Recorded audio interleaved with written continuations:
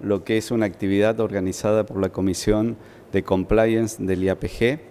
El IAPG es un instituto técnico y desde 1957 que inició sus actividades, en gran parte de esos años estuvo totalmente focalizado a los temas duros de la industria, la parte técnica dura. Y ya desde hace unos años, unos 10 años o más para esta parte, por necesidad propia de la industria, se fueron incorporando distintos temas que ya no son tan de la técnica dura, pero que son temas más que importantes en el desarrollo de la industria del petróleo y del gas. Entonces, se empezaron actividades como recursos humanos, sustentabilidad, diversidad e inclusión. Hoy son comisiones propias que tiene el IAPG. Y en el año 2018 se creó la Comisión de Compliance, reconociendo una temática que es más que importante para la industria, que se la considera que hay que darle lugar y hay que generar entre todas las empresas conocimiento, intercambio de experiencias y demás. Así que para el IAPG es un gusto tener esta primera conferencia de compliance en la AOG y que seguramente será el inicio de otras actividades que se harán tanto en ámbitos como la AOG como en algún otro congreso del IAPG. La charla o la conferencia de hoy la va a moderar María de la Mercedes Archimbal, que es la presidente de la Comisión de Compliance del IAPG. Yo voy a hacerle una muy breve introducción, voy a tratar de ser breve con un currículum muy amplio que tiene Mary, y después ella ya introduce el panel. Es abogada de la Universidad Católica Argentina, tiene distintos estudios de posgrado, magíster en Relaciones y Negociaciones Internacionales de la Universidad de San Andrés, de la Flaxo, magíster en Relaciones Económicas Internacionales de la Universidad de Barcelona y magíster en Administración y Políticas Públicas de la Universidad de San Andrés. Tiene una diplomatura en Petróleo y Gas de la Universidad Austral y está certificada como Leadership Professional en Ethics and Compliance por la Ethics and Compliance Initiative. Desde el 2006 se desempeña en la función pública con distintas actividades. Ha sido asesora legal en diversas áreas del Ministerio de Industria de la Nación. Entre 2012 y 2016 fue síndico de la Gerencia de Fiscalización de Sociedades, Empresas y Entidades Financieras de la Sindicatura General de la Nación. También fue síndico titular en distintas empresas como Nación Fideicomisos, Operadora Ferroviaria Sociedad del Estado, YPF Gas y Benc S.A.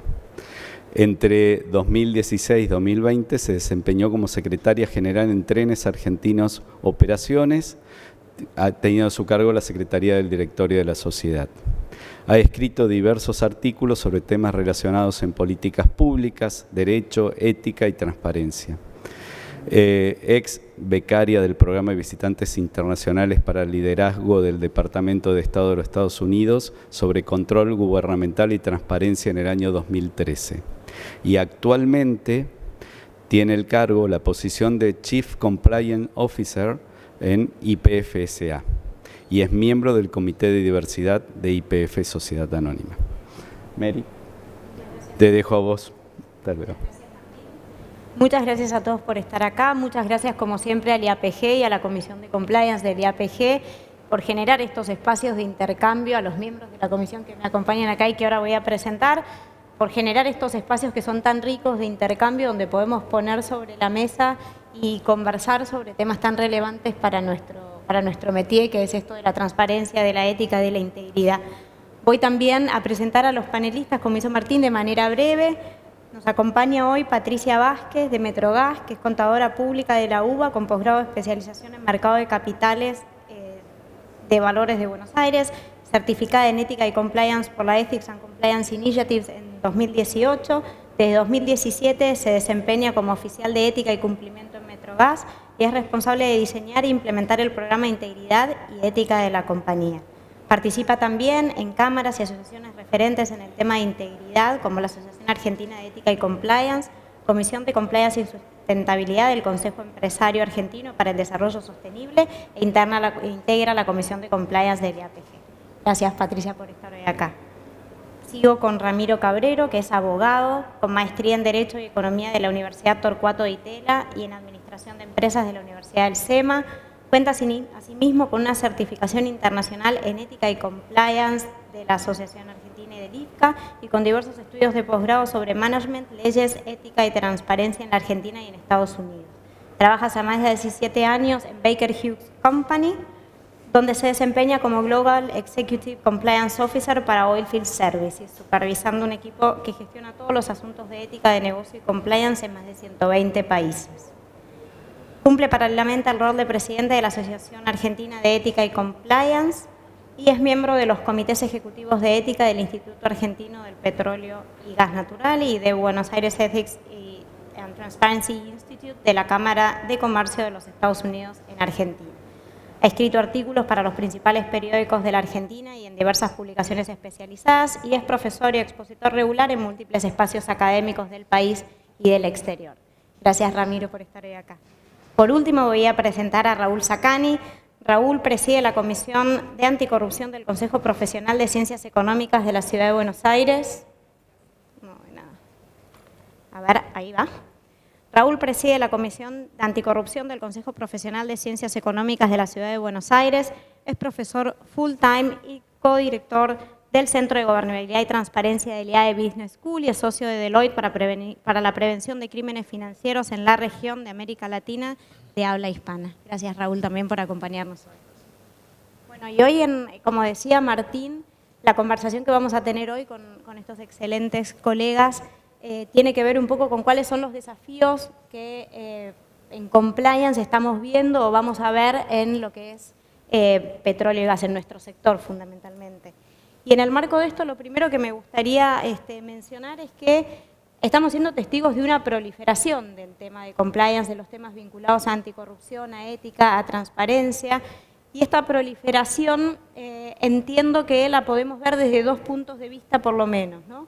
Un punto de vista más formal que tiene que ver con una cantidad de normas que han empezado a surgir en distintos ámbitos vinculados a anticorrupción, antisoborno, a transparencia. Por otro lado, esa cantidad de normas o ese aumento de normas viene acompañada también de una nueva visión por parte de los reguladores, de quienes nos están mirando, ¿no? Y un refuerzo por parte de esos reguladores de estos temas. Y por otro lado, desde un punto de vista de agenda, donde los temas de compliance o la agenda de compliance, además de aumentar, si quieren, su importancia en las organizaciones, se está expandiendo a nuevos temas, como pueden ser los temas de diversidad, de inclusión, de derechos humanos. A su vez, también esta proliferación la vemos no solo a nivel nacional, acá en Argentina, sino a nivel internacional, donde incluso estamos viendo que distintos organismos, distintas agencias públicas, distintos reguladores están empezando a colaborar entre sí a nivel transnacional para todo lo que tiene que ver con el combate, con combatir, digamos, el soborno, prácticas anticorrupción. Y esto obviamente genera en los temas que nosotros tratamos una expectativa, ¿no? Expectativas de cumplimiento, expectativas de priorizar. Y esta tendencia, si quieren, va en aumento, no es una expectativa que haya llegado a su punto cúlmine, sino que lo que estamos esperando es que eso siga aumentando por parte de los reguladores y también de nuevos actores que nos están mirando. Hay nuevos stakeholders que están mirando estos temas puntualmente y que nos van a pedir una suerte de rendición de cuentas el día de mañana, acompañado, como decía hace un ratito, de este refuerzo, si quieren, por parte de los reguladores en términos de cumplimiento de todo lo que tiene que ver con antisoborno, transparencia, anticorrupción.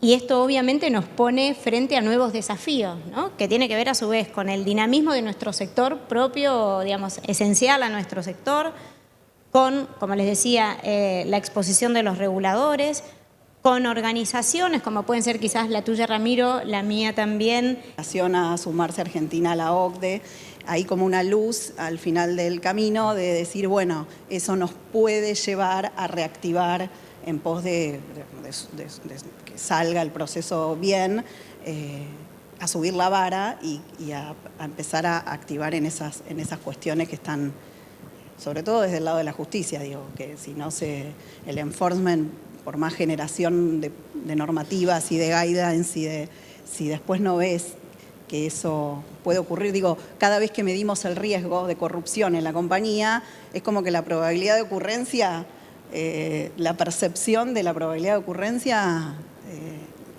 no. Sí, quizás baja. en eso, Pato, hay una diferencia por ahí con el sistema americano, donde tenés un departamento de justicia o la misma SEC que tienen la capacidad de enforcement versus nuestro sistema, que quizás los que van a ser los primeros que apliquen la norma va a ser el Poder Judicial, ¿no? Exacto. Y bueno, y ahí desde la mirada internacional también lo último en lo que vi una evolución que puede también redundar en un impacto positivo en la región, tiene que ver con esta mirada tanto de la OCDE como de Estados Unidos en las nuevas estrategias que tiene para las medidas anticorrupción, de no solo poner el foco en las medidas y en las responsabilidades de las empresas, sino también poner un poquito el foco en las sanciones a los funcionarios públicos que están del otro lado del mostrador. Entonces, digo, eso que también en ese artículo se mencionaba, este tema de, bueno, hay 14 procesos, empresas que fueron sancionadas por multinacionales por pagar sobornos a funcionarios argentinos y no hay ninguno juzgado en la justicia argentina por esos hechos, con lo cual, digo, si esa mirada vira, también eso le mete un poco de presión a nuestro sistema judicial para procesar. Corto acá. Yo tengo... Ahí, funciona. Bien. Bueno, buenas tardes a todos. Gracias por la invitación al IAPG, bueno, y a todos por haber venido. La realidad, un poco construyendo sobre el comentario que iniciaba Mary, y viéndolo por ahí puertas para adentro, dentro de las organizaciones, en mi caso dentro de la compañía, creo que estos últimos 2 años nos trajeron un montón de necesidad de flexibilizar e incorporar un montón de conductas que quizás no teníamos tan desarrolladas. Muchas de las compañías que profundizamos nuestros programas de compliance luego de haber sido sancionados, principalmente las compañías de origen estadounidense, pero no limitadas a ellas, hicimos un gran foco, como decía Pato, en la parte anticorrupción del programa. Pero fuimos armando las diferentes áreas de manera tal que posibilitara incorporar otras temáticas que algunas originalmente lo estaban, caso defensa de la competencia y demás, pero creo que la aceleración que en los últimos 2 años, de la mano de la virtualidad, trajeron cuestiones como privacidad de datos, que por supuesto ya estaba, uno mira privacidad de datos y tiene varias décadas de vigencia, pero lo mismo sucedía con anticorrupción, y todavía no estaba tan en boga en los programas de cumplimiento de las compañías. Si uno mira a nivel global la demanda de seguridad de datos, que por ahí en nuestra región y en nuestro país no tiene el nivel de visibilidad que por ahí en otros lugares, Europa en particular, Estados Unidos también, pero mucho más Europa por la parte regulatoria.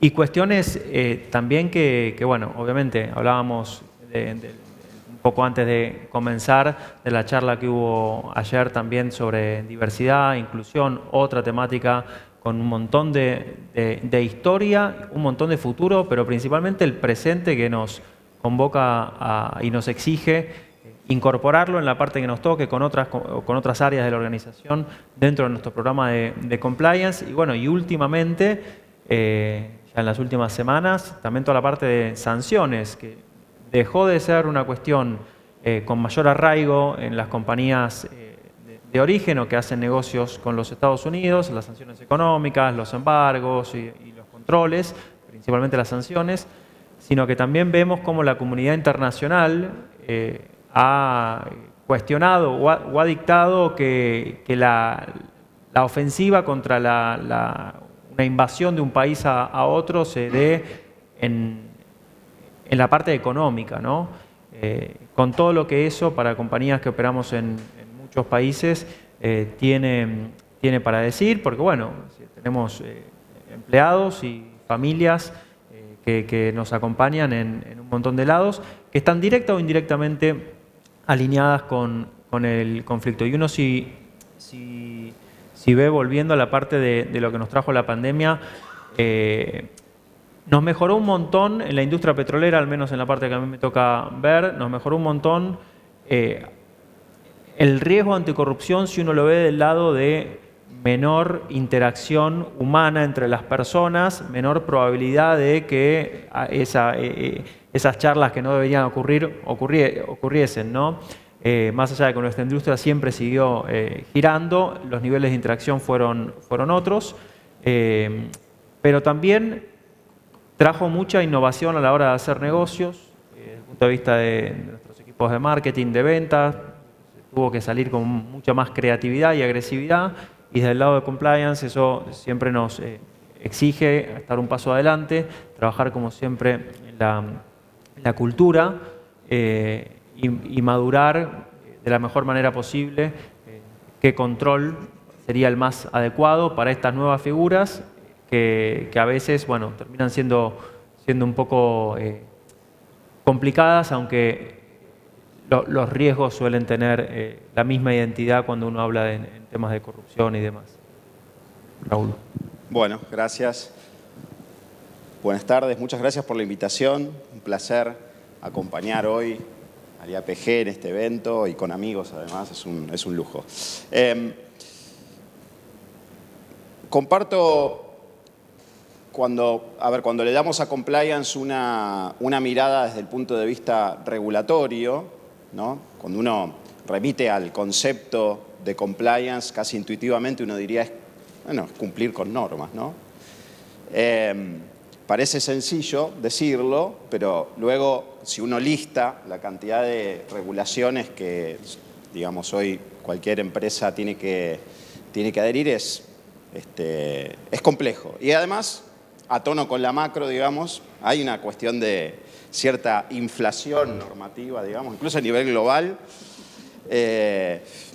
lo cual, como listaba bien Ramiro recién, ¿no? Temas como, principalmente temas de data privacy, que nos trajo, ya traíamos de antes de la cuarentena, de la pandemia, pero ahora claramente se multiplicó, se exponenció el riesgo de los robos de datos, de los ransomwares y tal, ¿no? Temas de ESG, temas de diversidad y género, en fin, el plato del compliance officer está más rebosante que nunca de responsabilidades y cuestiones. No sé si con los recursos que necesita para eso, porque hay inflación de responsabilidades, no sé si acompañan los recursos el mismo, digamos, la misma tasa de crecimiento, pero digo, eso es desde un punto de vista normativo, ¿no? Y pareciera que cumplir con normas, digamos, ¿para qué queremos tener un compliance officer? Si al final del día es lo que hay que hacer, digamos, ¿no? ¿Para qué necesitamos a alguien que para hacer lo que hay que hacer? Porque cumplir con las normas es lo mínimo, ¿no? Ahora, si le damos al rol o a la definición de compliance una mirada más allá de lo normativo, y esto es, ¿cómo hacemos para tomar buenas decisiones en momentos difíciles, ¿no? Entonces ahí es donde la cuestión toma otro color totalmente distinto. Y ahí es donde el negocio, que es en definitiva la primera línea de defensa de toda organización, ahí es donde el negocio empieza a ver el valor de esto, ¿no? Entonces, una pregunta que nos hacemos acá, que hacemos siempre a los auditorios, ¿no? Es, compliance, ¿qué es? ¿Es una cuestión de riesgos? ¿Es una cuestión de ética? ¿Es una ventaja competitiva? Ojalá lo fuera, ojalá fuera una ventaja competitiva, ¿no? Si lo fuera no estaríamos en este panel probablemente, porque, ¿no? Todo el mundo lo haría y estarían todos muy entusiasmados con compliance y si fuera que generamos más negocios, ¿no? Algún día vamos a llegar ahí. Creo que los que estamos acá tenemos la confianza de que de a poco las nuevas generaciones van incorporando al compliance como un valor y como tal no desearían estar en organizaciones que no adhieran o que cuyos valores, en definitiva, no estén alineados con los propios. Hoy hablamos todos de lo complejo que es conseguir talentos, ¿no?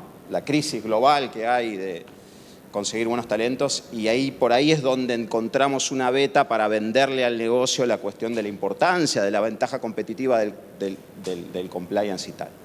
Entonces, es cierto que tenemos cada vez más preocupaciones y cuestiones para cumplir. Las cuestiones de fondo, verdaderamente de fondo, siguen siendo las mismas, que es cómo tomamos buenas decisiones en momentos difíciles, cuando las papas queman. La cuestión de qué tanto influye en la toma de decisiones el enforcement, es un enorme tema de debate, con distintos vaivenes, les diría, a nivel global, porque incluso la locomotora del compliance, que es la normativa de Estados Unidos sobre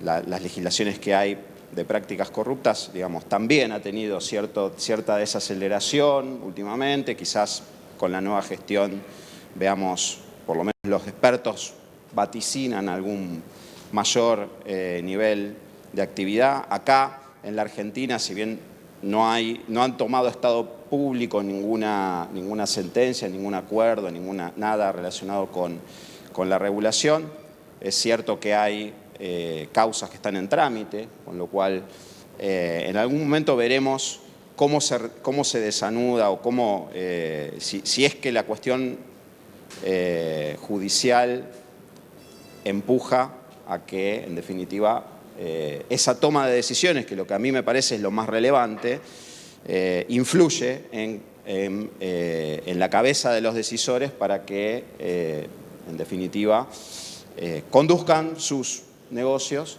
de una manera que esté alineada con las expectativas, con los valores, etcétera.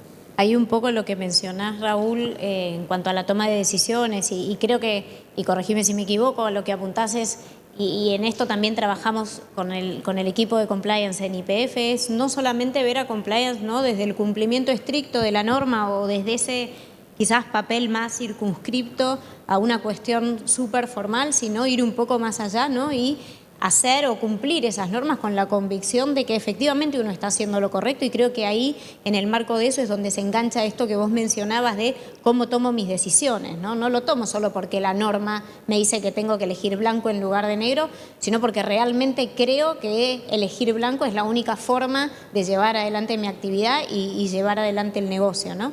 Y de eso me gustaría enganchar con también algo que mencionaron vos y Ramiro, vinculado al COVID y a la pandemia. El tema de data privacy sin duda es un súper tema. Podríamos tener un panel exclusivo, o más de uno incluso, dedicado a esto, a cómo el regulador está mirando todo lo que tiene que ver con ransomware, ciberataques, etcétera, etcétera. Y a esto que vos mencionabas, Ramiro, también de la disminución eventualmente de exposición de situaciones, ¿no?, con el sector público, que en definitiva o la normativa que nos regula, más allá de la normativa interna de nuestras organizaciones, que posiblemente también prevé el soborno privado, exclusivamente se enfoca en el soborno público, que es aquel que tiene un funcionario público del otro lado. Lo cierto también es que, en virtud de todo esto, hubo muchos procedimientos, tanto del lado del Estado como en algunos casos de organizaciones, que se agilizaron o, tuvieron modificaciones en virtud de la pandemia y del COVID. Y ahí entonces, ¿cómo tomamos decisiones? ¿Cómo hicieron cada uno para tratar de resguardar o de seguir mitigando ese riesgo de interacción en procedimientos o procesos que quizás se agilizaron, perdieron instancias de control cruzado? Vuelvo a arrancar. El COVID, como a todos los procesos de la organización, le pegó también al área de compliance. Se esperó y la organización activó agilidad y flexibilización para adaptarse a todas las circunstancias de trabajo remoto, falta de presencialidad, flexibilización de procesos.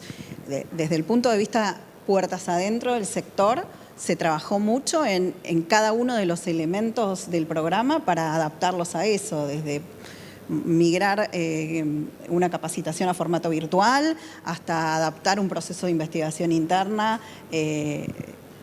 justamente a tener una entrevista por una herramienta virtual, a cómo documentar determinadas cuestiones. Digo, exigió, creo que lo mismo que le exigía al negocio, a un proceso más como es compliance. Lo que sí, el chip que por ahí, en nuestro caso creo que nos prendió todas las alertas, tenía que ver con la evaluación de riesgos que en el esquema habitual veníamos haciendo anualmente, donde en el proceso de revisión de alcance del programa cada año revisábamos los riesgos. Bueno, nada, se vinieron todos los riesgos juntos y había que agilizar y prestar atención a, ok, vamos a ir a un formato. El comité de crisis que organizó la compañía estableció un mecanismo de compras de emergencia. Bueno, ¿cómo instrumentamos algún mecanismo para entrar a revisar el esquema de compras de emergencia por emergencia COVID? O, ok, bueno, empezamos a recabar información en relación a los casos de COVID. Bueno, alerta con la data privacy y la confidencialidad en la información, en el manejo dentro de la organización de los casos. Bueno, es como que esa agilidad en revisar continuamente riesgos que se iban desplegando con una forma vertiginosa, nos hizo, bueno, agilizar nuestros esquemas de revisión de riesgos con mucho más, con un giro mucho más rápido, y las regulaciones que continuamente salen, ponen, cambió el protocolo, bueno, todo eso te demanda una agilidad y un estado de alerta muy grande.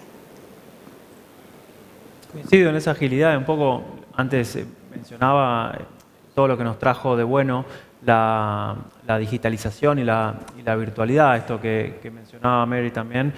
En la parte buena, uno podría decir, muchos de los trámites, permisos, licencias y demás, que antes todavía se hacían, en la Argentina también, pero mucho más en algunos otros países, de manera presencial, e incluso a veces solo aceptando pagos en efectivo, se volcaron al mundo virtual, y eso, por supuesto, generó una reducción de pedidos indebidos, en términos generales, ¿no?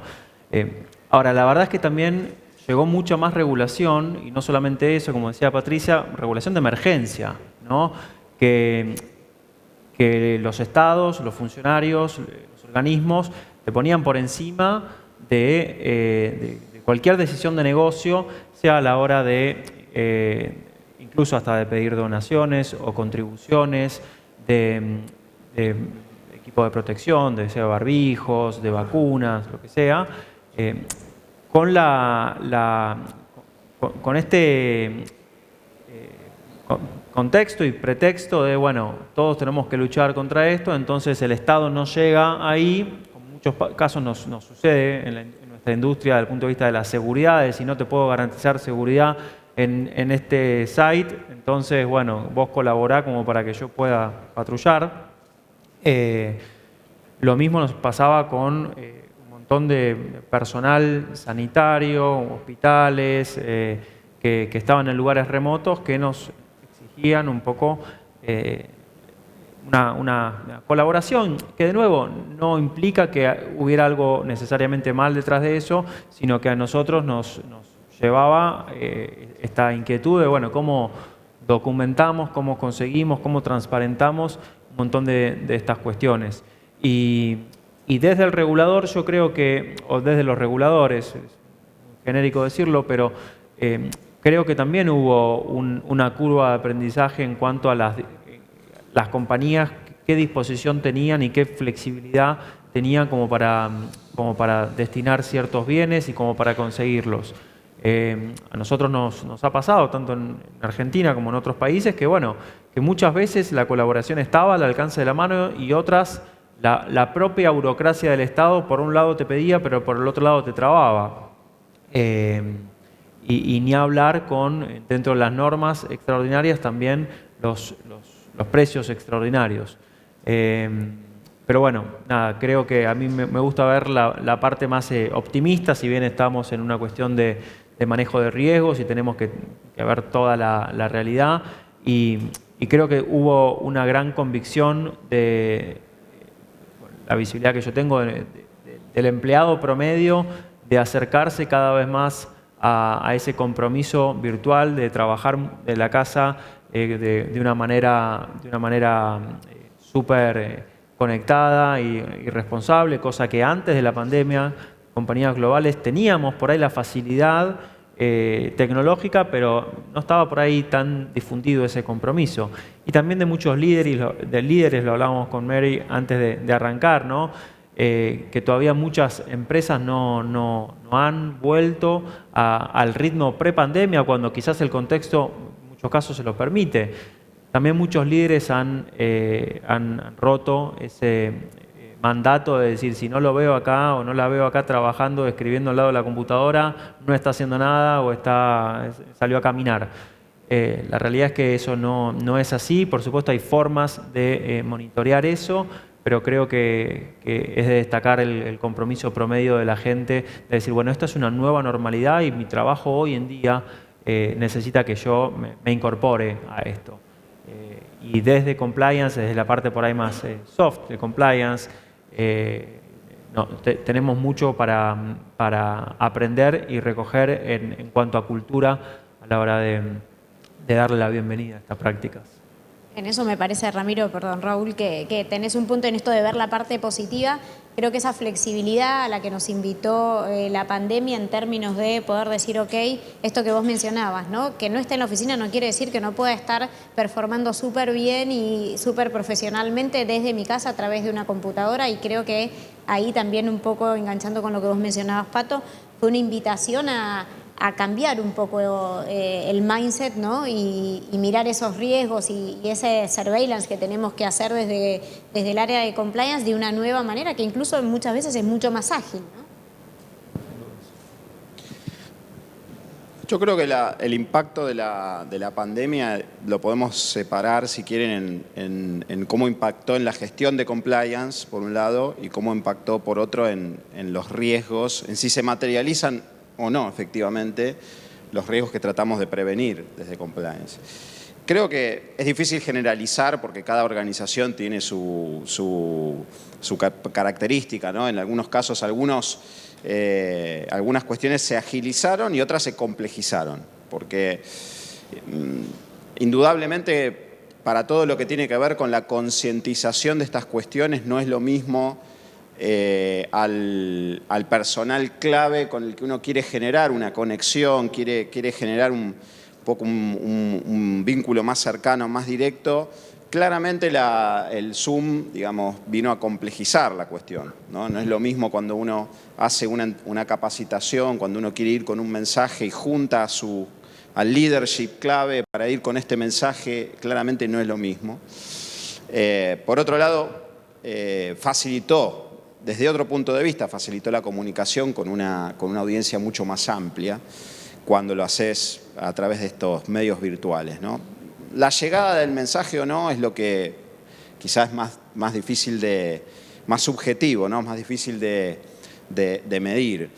Y eso conecta un poco también con las complejidades que se presentaron, lo mencionaba Pato recién, respecto de algunos procesos concretos de compliance, como puede ser conducir alguna investigación en el marco de un tema que haya que revisar. Eso, para todo lo que tuvo que ver con preservar evidencias, tomar entrevistas, todo ese tipo de cuestiones, que es el lado B del compliance, el que menos nos gusta, digamos, ciertamente estuvo complejizado. Después, por el otro lado, por el lado de si los riesgos se materializan o no, también es difícil generalizar. Pero uno podría decir que en un entorno donde los controles quizás se relajan, no suelen ser buenas noticias para compliance, ¿no? Por otro lado, también juegan mucho las presiones. Si por la circunstancia que sea en esta organización particular, desde el punto de vista del negocio, el negocio está más presionado para llegar a cumplir ciertos resultados. La combinación entre más presiones y menos controles es un cóctel cuyas explosiones quizás empecemos a ver ¿no? en los próximos meses, cuando la cuestión se termine de normalizar, digamos. Y en el marco de esto que puede ocurrir, como vos decías, Raúl, ¿qué desafíos ven en el corto y mediano plazo en relación a todo esto que venimos conversando y cómo les parece que habría o podríamos encararlos desde esto que mencionaba al principio, internamente dentro de la compañía y afuera con nuestras terceras partes, ¿no? Pato, definitivamente vas a ser la primera. Acá me paro en metro, en realidad. Un desafío no menor en el corto plazo tiene que ver con el tema de mantener un programa de integridad vivo en un contexto de poco enforcement y de mucha restricción económica. Digo, no es la generalidad, pero digo, en Metrogas vienen unos años de restricciones económicas, tarifarias, etcétera, que hacen que haya que poner prioridades en las agendas, en los presupuestos, sumado a esta baja de probabilidad de ocurrencia o esta sensación de baja probabilidad de ocurrencia por pocos casos, hacen que sea bastante difícil sostener la misma convicción que había hace 2 o 3 años atrás. Entonces, para mí ese es un desafío muy importante, seguir, no bajar los brazos y que el tema siga en agenda y que se destinen los pocos recursos que se puedan, pero se siga ocupando de que esto crezca y que los temas que haya que meter en agenda se metan en la agenda de compliance. Bueno, para mí como corto, mediano, claramente todo lo que tiene que ver con la tecnología, lo pongo en mediano por las restricciones económicas, pero incorporar tecnología a los procesos de compliance es crítico para eficientizarlos. Los que todavía no hemos llegado a esa instancia nos estamos perdiendo de mucha información, digo, el Big Data, el Data Analytics y todas esas cuestiones que en procesos de investigación interna sumarían mucho, o en mecanismos de control y de monitoreo sumarían mucho, con lo cual meter a la tecnología adentro de los procesos de compliance para mí es un desafío de mediano. Lo mismo que integrar procesos de gestión de compliance con otros procesos de gestión de ambiental, de riesgos que tiene la organización, es también un desafío, la 37301, y toda esta mirada de la integridad sostenible y de que compliance no vaya a caer en el esquema de trabajar en un silo y sostener la transversalidad en las cuestiones de diversidad, de sustentabilidad, de ambiental. Tenemos tanto en común en esas agendas que es todo un desafío que no nos cortemos solos cada uno en lo que cree que es su competencia. Entonces... Y qué importante en esto de mantener la agenda viva, ¿no? Lo que siempre mencionamos en compliance, el tone from the top, ¿no? Y el acompañamiento de la alta dirección para que nosotros desde nuestro lugar también podamos avanzar y seguir implementando y gestionando. Ramiro, vos, que tu compañía quizás está expuesta a, digamos, mercado local y una exposición internacional mucho más amplia que Metro, ¿qué desafíos ves? Yo tomo lo que decía Pato en cuanto a la necesidad de mejorar la tecnología, digamos, sin duda es algo que, como llegó para la virtualidad, también llegó a la hora de sacar provecho de esa virtualidad, de ese contexto y sacar ventajas indebidas. Entonces, esos controles cada vez nosotros tenemos que mejorarlos mucho más, sea en datos, sea en corrupción. Otro de los puntos que me pareció súper importante que se mencionó es el tema de la sustentabilidad, ¿no? Y cómo trabajar del lado de compliance, en la parte que nos toca. En el caso de Baker Hughes, el área de ESG, digamos, sustentabilidad, por decirlo, está conectada, es prima hermana, digamos, de compliance. Entonces, tenemos mucho como para trabajar en el marco para que esas cosas que a veces son a mediano y a veces incluso a largo plazo sucedan, para generar esas avenidas que van a enmarcar esos compromisos que nuestros líderes hoy en día ya están identificando, ya están incluso acordando en muchos casos, pero que se pueda ir no solamente materializando, sino también controlando y poder darle publicidad, porque en definitiva es algo bueno que hacen las compañías, algo que tiene que suceder, pero que bueno, está bueno que suceda, pues no necesariamente esas cosas van de la mano. Y tomando también algo de lo que se conversó antes, este rol de ciudadano corporativo que se exige a cada una de las compañías. Antes mencionábamos el tema de las donaciones, contribuciones y demás en el contexto de la pandemia fuerte, pero también en el contexto de una energía, de nuevo, más limpia, ¿no? Sin ponerle nombre a más verde o no verde, energía más limpia, que está buenísimo que se discuta, compañías, tanto acá como fuera de Argentina, que cada dólar que tienen que estar invirtiendo deciden a ver en qué tipo de combustible, energía y contexto desean hacerlo. Pero el desafío creo que va también mucho de la mano de la comunicación, ¿no? Puertas adentro, también con los reguladores, pero principalmente puertas adentro de la comunicación que nos permita y que le permita a los líderes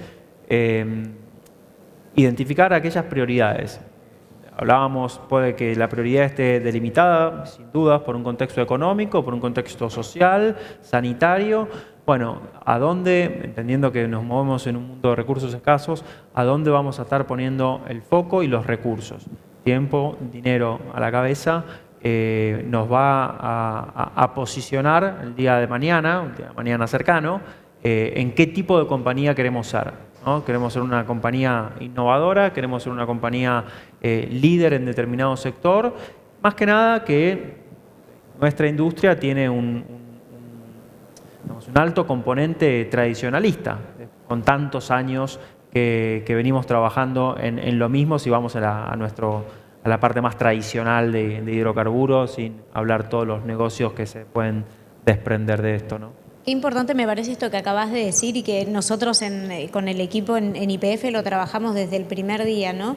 Esto que vos decís, qué tipo de compañía queremos ser y cómo queremos que nos vean desde el lado de afuera. Nosotros empezamos a trabajar desde la organización en todo un caminito que nos lleva al fin del día a esto que vos acabás de decir, qué compañía queremos ser y cómo queremos que nos miren desde afuera, y creo que en esto es súper importante. Obviamente, sin duda, el tema de la sustentabilidad es un tema que se viene o que ya está en realidad. En el caso de YPF también somos primos hermanos con el área de sustentabilidad y trabajamos súper integrados con ellos, pero es esto, ¿no? ¿Quiénes queremos ser el día de mañana frente a todos estos desafíos y temas que están crecientemente y cada vez más rápido incorporándose a la agenda? Obvio. Más que nada, y agrego nomás, con la responsabilidad en el caso de compañías como YPF o con la expectativa de continuar liderando, ¿no? Que eso está buenísimo porque agrupa, porque ya sabes que tenés que estás más expuesto que por ahí otras compañías, pero que eso se entienda como trabajar en parte de equipos, de compañías, porque la realidad es que los desafíos son súper amplios y súper globales y la tecnología está compartida hoy en día en el mundo. Entonces, creo que la industria necesita de esos líderes para que traccionen y que muchas veces, como sucede en otros ámbitos, viabilicen mucho más las decisiones que los líderes tienen que ir tomando, ¿no? Ahí me gustaría también ofrecer una perspectiva, no solo desde el punto de vista de los recursos, que claramente tenemos algún estrés ahora mismo respecto de la cantidad de recursos y en dónde ponerlos. También conectar con las cuestiones de fondo que hacen al éxito de cualquier programa de integridad de una organización. Con respecto a las cuestiones de fondo de recursos, les diría que comparto la visión de la tecnología, pero a mí me parece que el lugar en donde verdaderamente hay que poner los recursos es con la cadena de valor. La cadena de valor juega un rol fundamental.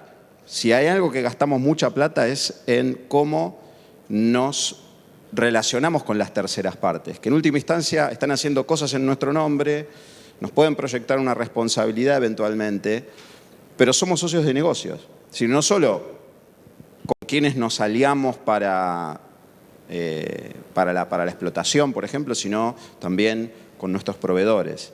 Y eso es una enorme cantidad de recursos que hay que utilizar bien, ¿no? Esto también, la pandemia complejizó la relación con las terceras partes, que como nunca hoy vemos que son el desafío para compliance. ¿Cómo gestionamos nuestra relación con la cadena de valor, ¿no? Ese es un aspecto fundamental.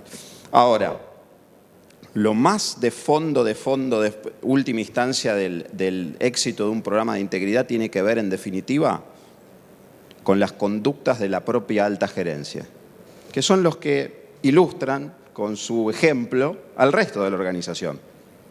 Y ahí no estamos hablando de un problema de recursos. Estamos hablando de cómo lo que dice la alta gerencia tiene conexión con lo que hace después, ¿no? Mucho que ver con la comunicación, porque el resto de la organización tiene que percibir, tiene que ver es cómo se viven los valores, ¿no? Porque está muy lindo el código de ética, hermoso, divina la foto, todo, pero al final del día el éxito del programa pasa por cómo la organización tiene rendición de cuentas, cómo la organización ejerce su justicia interna, a quién promueve, a quién no promueve, a quién premia, cómo asigna sus incentivos. Ese es el programa de compliance vivo. No importa dónde ponemos la plata, bueno, no importa, sí, nos importa a nosotros que nos quejamos, es poca siempre. Pero yo creo que el futuro del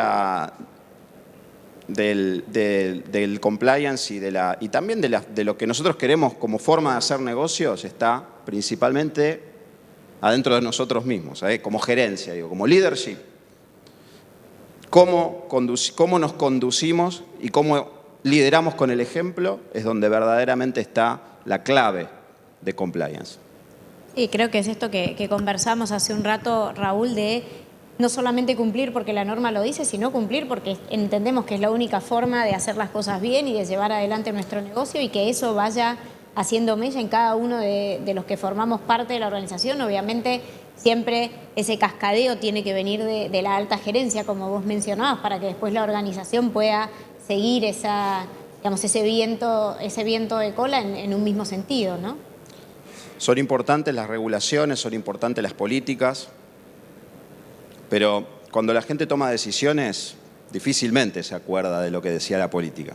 Y ahí es donde la tecnología puede ayudar, porque si buscamos una forma de que la tecnología influya en las conductas, la forma de hacerlo es llegar a tiempo con el mensaje. Si ustedes van a gastar plata en alguna tecnología para eso, traten de que les sirva para, por ejemplo, cuando alguien de la gerencia está por cerrar un contrato, está por hacer un negocio, reciba un recordatorio en el momento justo. Porque las conductas, uno puede influir en esas conductas cuando llega a tiempo. Desafortunadamente, a veces llegamos, digamos, con las políticas no vamos a llegar a tiempo, claramente, con el texto de la norma y con la ley, que la ley, digamos, está bárbara, pero cuando la macana ya está hecha. Entonces, si queremos llegar a tiempo y poner plata en tecnología, es para tratar de ponernos un paso adelante del eventual problema. Coincido. Y en el marco de esto, volviendo un poco a cómo arrancamos en los desafíos de compliance para la industria del petróleo y del gas, ¿qué sinergias creen que podríamos encontrar entre las distintas? Creo que vos, Ramiro, mencionaste así al pasar recién alguna cuestión de compartir prácticas y demás, pero ¿qué sinergias creen que podríamos encontrar entre las empresas que formamos parte de esta industria para poder mejorar o estar mejor parados frente a estos desafíos? Yo creo que un poco nosotros, compliance, ¿no? Todo lo que trabajamos directo o indirectamente en compliance, hace muchos años tenemos un nivel de conexión que seguramente muchas otras áreas envidian, ¿no? Es decir, entre competidores, el caso de El caso de la comisión dentro del IAPG es un buen ejemplo, el caso de centros de estudio u organismos como el caso del IA, el caso de la asociación y otros.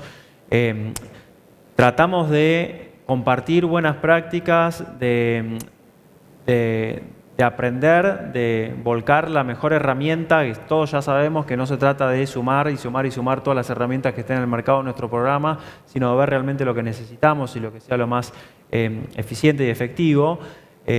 Y vuelvo a esto de la necesidad de seguir interconectados, sumado hoy en el desafío virtual de todas aquellas compañías que les toca liderar en un área. A veces ese liderazgo puede ser producto de haber sido sancionado o producto de que su modelo de negocios aprieta más en una cuestión de competencia o de sanciones o de privacidad de datos y que le toca circunstancialmente liderar en eso, que tenga esa apertura como para mejorar también en bloque a su competidor, a su cadena de valor, como bien decía Raúl, porque en definitiva más transparencia es algo que nos beneficia a todos. Ya no alcanza con decir, bueno, hay muchísimas compañías que pueden quedar descalificadas de licitaciones por no tener niveles mínimos de transparencia, un buen programa de compliance y demás, ¿no? Eso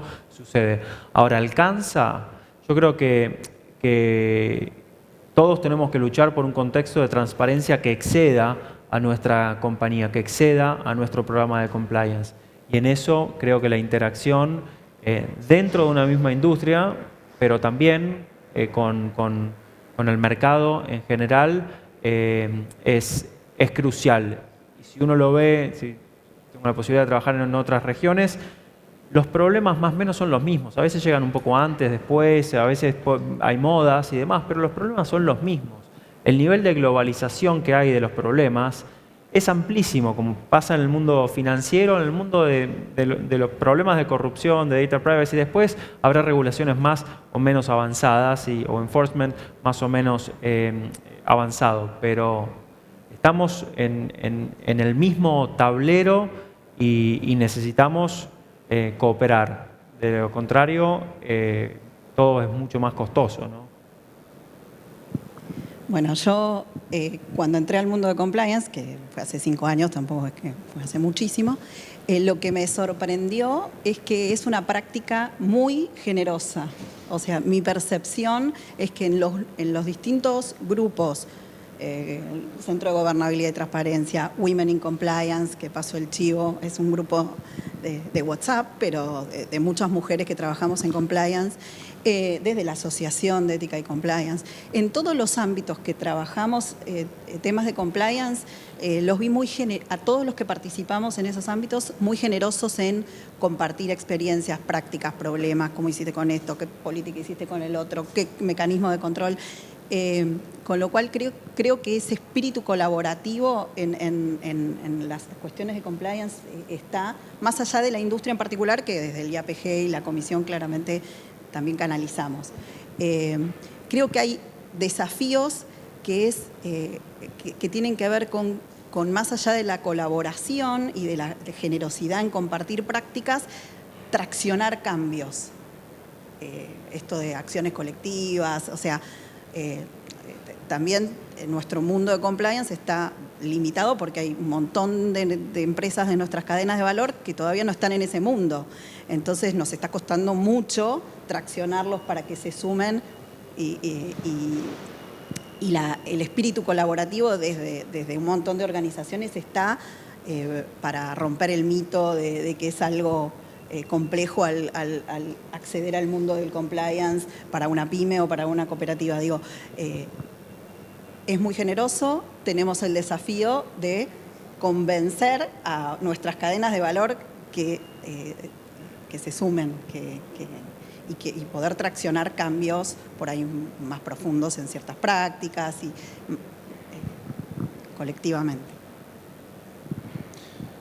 Bueno, a ver, te diría que la interacción de la empresa con quienes en definitiva está haciendo negocios y que eso incluya dentro de esa interacción el diálogo sobre cómo mejorar respecto de los estándares de transparencia e integridad, necesariamente va a hacer que se eleve la vara, ¿no? Y hacia ahí es donde deberíamos apuntar, ¿no? En generar estos espacios donde con acciones colectivas o con el mecanismo que sea, o a través tal vez del registro de integridad y transparencia empresarial, que está el Estado está ahora en plena etapa de desarrollo, y tal vez sea una herramienta para acercar a pymes a que empiecen a dar sus primeros pasos en esta cuestión de desarrollar un programa de integridad. Somos conscientes de las dificultades siempre desde el punto de vista de los recursos y tal, pero de vuelta, todo parte de la voluntad de querer dar el primer paso, ¿no? Ahí es donde está la primera llave fundamental, que todo el mundo esté en el mismo barco y con el convencimiento de la importancia que tiene esto. Yo les diría, mirando para futuro, ¿no? Entonces, primera llave, primera cerradura a destrabar es esta cuestión de tener la voluntad de dar ese primer paso. Después, hay distintos mecanismos y hay mucho de compartir y de ayudarse entre empresas. Las organizaciones grandes tienen mucho potencial para ayudar a su cadena de valor, a desarrollar estas cosas, entrenarlas, darles recursos, etc. Entonces, me parece a mí que fundamental alinear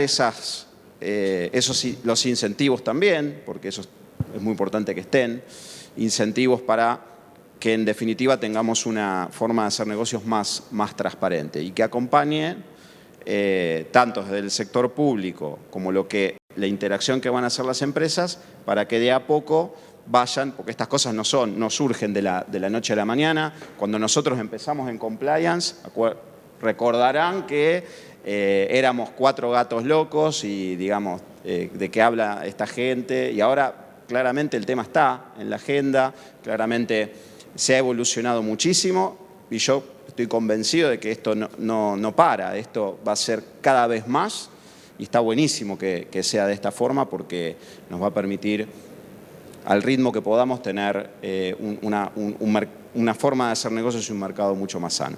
Ahí me llevo 2 palabras que dijeron, quizás no todos utilizando la misma palabra, valga la redundancia, pero que en definitiva vamos a eso, ¿no? La primera es la comunicación desde 2 puntos de vista. Vos hace un ratito, Raúl, creo que te referías más a la comunicación como difusión de qué es compliance, qué es lo que hace dentro de la organización compliance, y vos, Ramiro, lo planteabas más desde el punto de vista externo, en esto, volviendo a lo del inicio interno y externo, de mantenernos conectados, en esto de compartir, como vos decías recién, Raúl, las buenas prácticas, hacia dónde vamos, qué es lo que está haciendo cada una de nuestras organizaciones para que, independientemente de las especificidades y los distintos riesgos a los que estamos expuestos o a los distintos niveles de riesgo, podamos de alguna manera solidarizar esas prácticas para que cada uno pueda tomar, no sé si es como ejemplo la palabra, pero aquella herramienta que mejor le sirva para seguir creciendo y seguir cumpliendo con esa expectativa que, como mencionaban ustedes dos, Ramiro y Raúl, recién, tiene que ser, digamos, de mínimo, ¿no? Y siempre hay que ir subiendo la vara para poder ser cada vez más transparentes, más íntegros, y que la ética y lo que es integridad y el programa de compliance forme parte troncal de la organización, ¿no? Sea un proceso estratégico de la organización. Y les hago la última consulta antes de abrir las preguntas al público. ¿Qué creen o qué recomendaciones darían para nuestras cadenas de valor? Ahí un poco vos, Raúl, tocaste el tema así de cola recién, pero ¿qué les diríamos a nuestra cadena de valor en términos de compliance y de programas de integridad? Bueno, no, yo les diría que den el primer paso, o sea, que si están convencidos de que es algo sobre lo que quieren avanzar, que miren adentro de su organización y que seleccionen a alguna persona que tenga ciertas cualidades, digamos, no tiene que ser un científico de la NASA, tiene que ser alguien que tenga valores sólidos, que sea flexible, que sea capaz de generar confianza, con esos atributos más soft, se pone a estudiar y tiene un montón de lugares en donde puede estudiar y no es que necesita grandes recursos para hacerlo. Hay comisiones de la asociación, del Centro de Gobernabilidad, de las cámaras, hay va a salir lo del RITE y la caja de herramientas. Digo, hay un montón de... las compañías ofrecemos capacitaciones, la comisión de compliance, los lineamientos que se publican. Digo, la persona se forma y en paralelo va dando los primeros pasos, arrancando por los primeros elementos básicos de un programa, armar un código, armar una política de interacciones con el sector público y capacitar adentro de su organización. Creo que mirá dentro de tu organización, le diría, mirá dentro de tu organización y seguro tenés alguna persona con estas cualidades que le puedas poner la mochila, el desafío y que se comprometa con el tema y se mande. Yo me sumo a todo eso, lo desdoblaría en dos. Una parte, esta que mencionaba Pato, y creo que con muy poco se puede hacer muchísimo. Hay recursos disponibles, hay voluntad de compañías de poder colaborar con eso, entrenarlos y demás. Pero la otra parte que quizás me resulta primaria es cómo convencemos a los líderes de esa cadena de valor que vale la pena hacer ese trabajo, independientemente del costo, ¿sí? Y creo que bueno, ahí como todo, hay una cuestión positiva o negativa. Las dos partes de que son parte de la realidad. La positiva es que, bueno, es necesario meterte en el mundo de la transparencia, de la globalización. Cada día te va a abrir más puertas. Y por la negativa, bueno, muchas compañías, como decíamos antes, o lo ponen en sus pliegos, en sus auditorías, en sus requisitos. Es decir, vos hoy en día ya no podés permitir que si un empleado o empleada tuya se siente discriminado, acosado, no tener un proceso interno como para revisar esa conducta, ¿sí? Por poner un ejemplo. Entonces, esa exigencia de incrementar el nivel de la cultura, la madurez dentro de la compañía, es algo que uno puede transmitir. Me parece que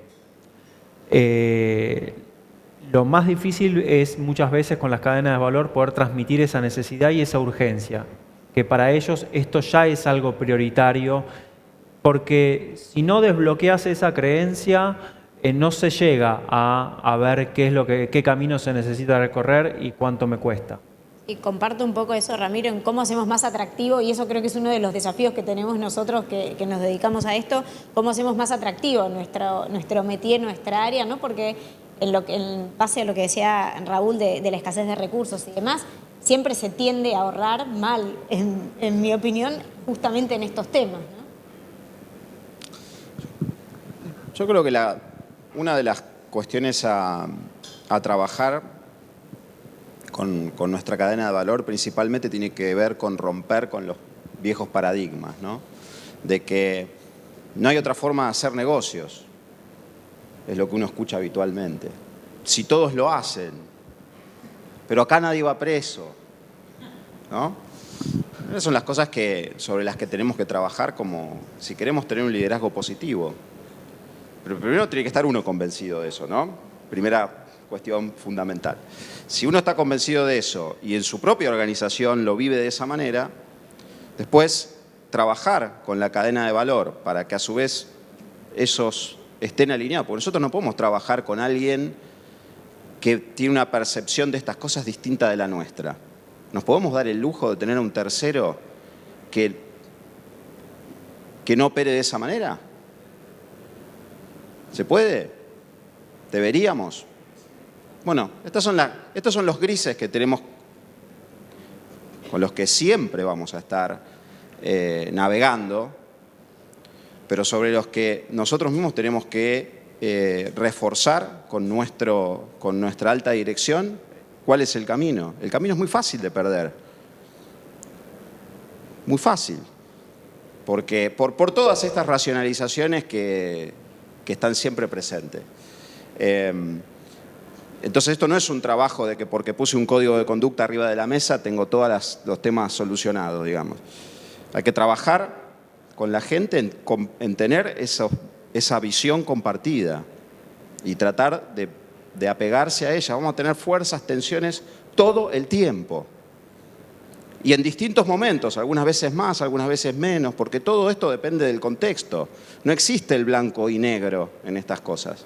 Son grises todo el tiempo. Entonces, hay que trabajar muy de cerca con ellos, muy de cerca sobre todo con los dueños, los accionistas, las altas gerencias de nuestra cadena de valor para tratar de traerlos a esa visión compartida.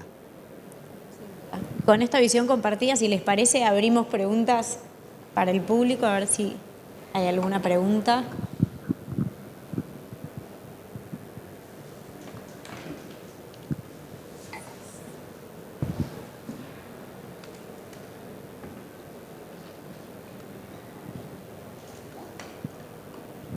Hola, gracias. Buenas tardes a todos. Mi pregunta está relacionada con terceros. Generalmente en la industria entre el 65 y el 70% de las empresas que nos prestan servicios son pymes.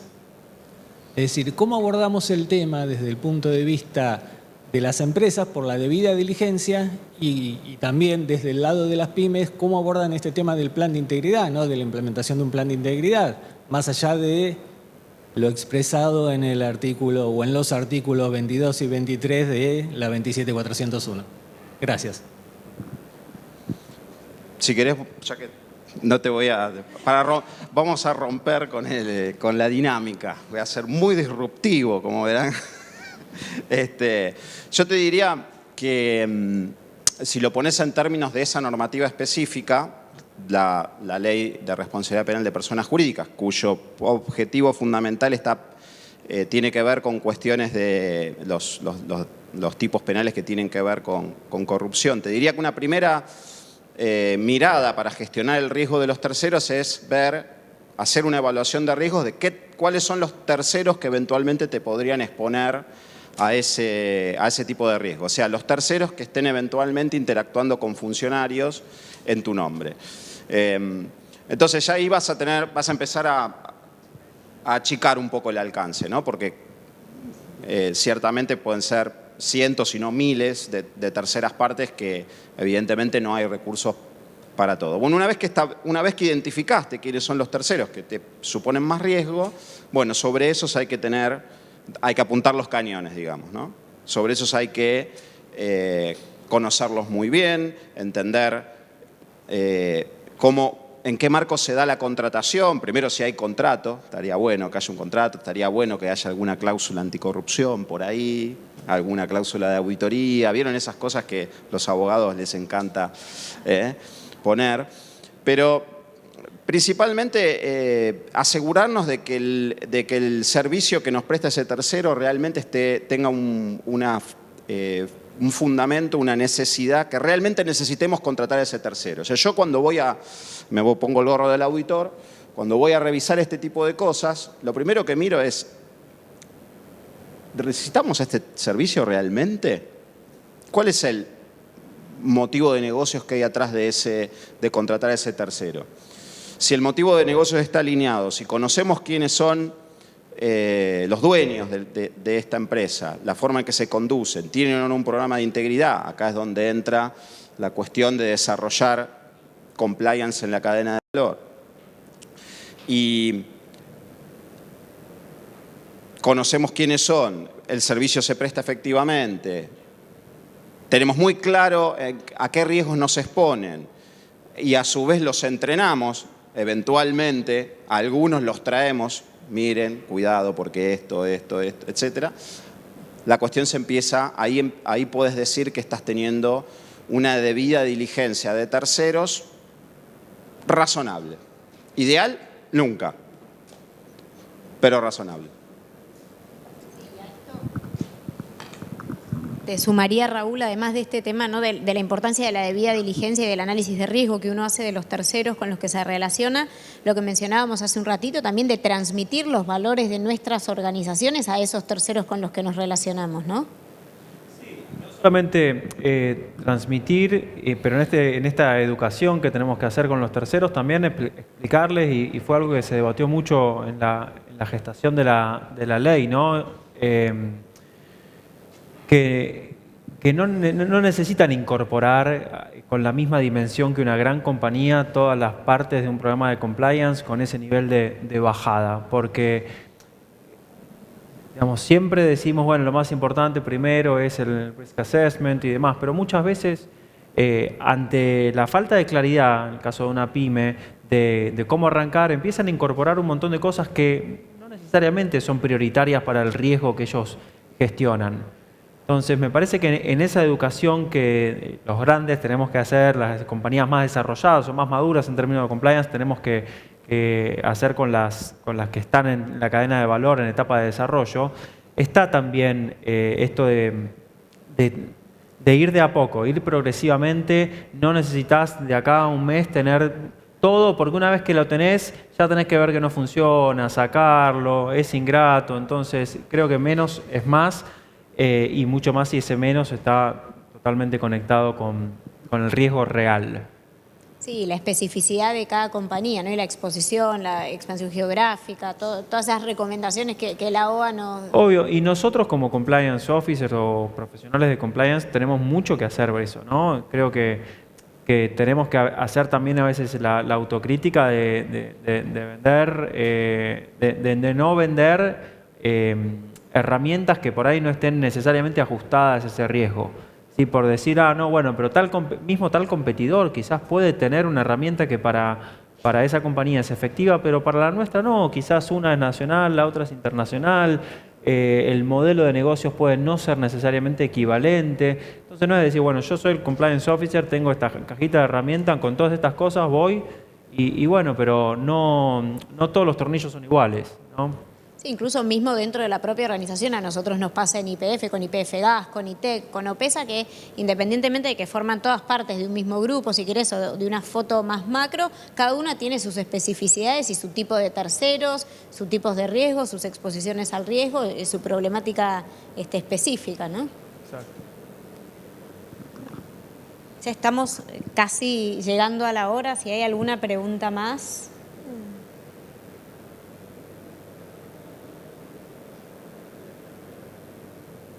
Alguna más tiene que haber, ¿no?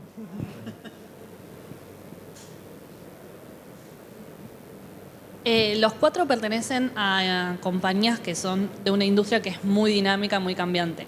Desde ese lado y desde el lado de compliance, ¿cómo hacen para acompañar a los negocios en su día a día y en sus operaciones?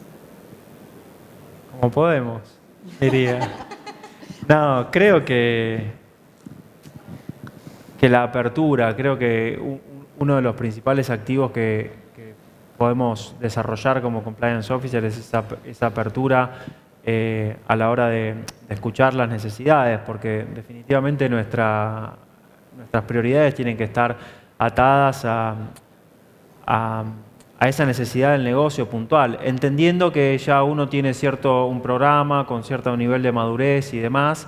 Hay, como decimos, de un día para el otro pasamos todos a virtualidad absoluta y Raúl mencionaba, decir, bueno, ¿y entonces qué hago con las entrevistas? ¿Qué hago con las investigaciones? O con cosas que casi que te exigían presencialidad, ¿no? Con algunos entrenamientos y todo. Bueno, nosotros tener esa apertura, de vuelta vuelvo a la comunicación, ya ahora puertas adentro con nuestros líderes, de también entender que no hay una única forma de hacer las cosas y de ser efectivos, y que si mismo nuestras organizaciones cambian, todos los días entra y sale gente, la cultura puertas adentro y puertas afuera va modificándose o ajustándose, y tenemos que nosotros, siempre que tratamos a nivel de riesgo, estar un paso adelante, bueno, a nivel de incorporar esas buenas prácticas y revisar y ser autocríticos, creo que también nos suma un montón para realmente liderar en compliance, no solamente para tener un buen programa de compliance. Sí, yo por ahí agregaría que por lo menos desde mi lugar, la mejor forma que yo encontré fue desde los lazos de confianza, desde construir puentes con las personas a cargo de los negocios.